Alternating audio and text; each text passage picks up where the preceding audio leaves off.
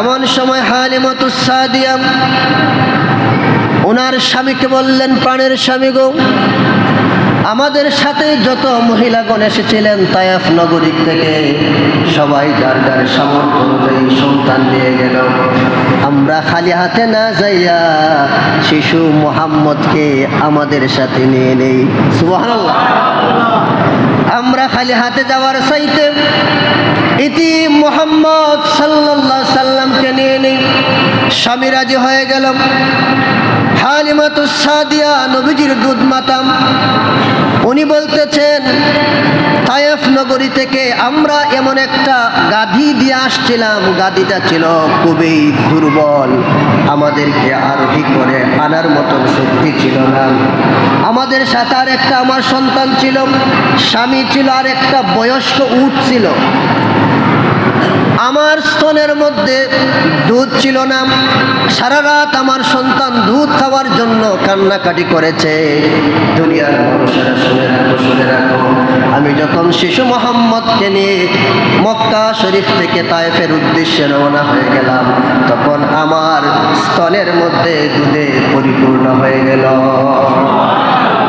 যেই স্তনের মধ্যে দুধ ছিল না, দুধ খাওয়ার জন্য আমার সন্তান সারাটা রাত কান্নাকাটি করেছেন, কিন্তু শিশু মোহাম্মদকে আমার বুকের মধ্যে নেওয়ার সাথে সাথে আমার স্তনের মধ্যে দুধে পরিপূর্ণ হয়ে যায়। যেই গাধাটা খুবই দুর্বল ছিল সবল হয়ে গেল। যেই উটটা ছিল বয়স্ক, সেই উটটার স্তনের মধ্যে দুধ ছিল না, সেই উটের বুঠার মধ্যে দুধের স্তনের মধ্যে দুধে পরিপূর্ণ হয়ে গেল।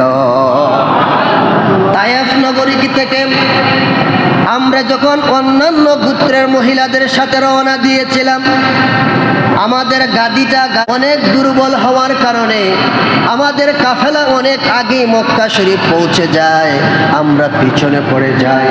কিন্তু আসার সময় দেখা যায় গাদার মধ্যে এমন শক্তি, এমন সতেজ হয়েছে, অন্যান্য কাফেলার চাইতে আমরা আগে আগে আমাদের গোত্রের মধ্যে পৌঁছে গেলাম। হালিমাতুস সাদিয়া বলেন, দুনিয়ার মানুষ সেই সময় খুবই দুর্ভিক্ষ ছিল, খুবই দুর্ভিক্ষ ছিল, খুবই দুর্ভিক্ষ ছিল। খাওয়ার মতন, ফান করার মতন মানুষের ঘর বাড়িতে কোনো কিছু ছিল না। আমাদের ছাগল মেষপালের স্তনের মধ্যে দুধের মধ্যে কোনো দুধ পাওয়া যাইত না। সারাদিন যখন মাঠের মধ্যে ছাগলগুলা সকালবেলায় খালি পেটে ঘর থেকে বের হতো, আবার সন্ধ্যাবেলা খালি পেটেই আবার ফিরে আসতো।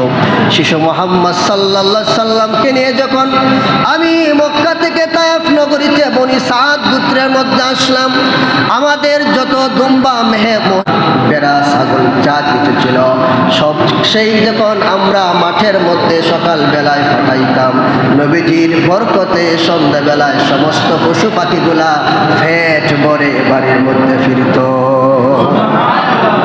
সব আমাদের ঘরের যত ছাগল, মহিষ, দুম্বা, ভেড়া, উট ছিল, সকল অন্যান্য ঘরের ছাগল দুম্বাগুলা খালি পেটে বাড়ির মধ্যে আইতো। আর আমাদের এই পশু পাখিগুলা যা ছিল সবগুলা পেট বইরা সকালবেলা যাইতো খালি পেটে, বিকালবেলা বড়া পেটের মধ্যে চলাইতো। সুবহানাল্লাহ।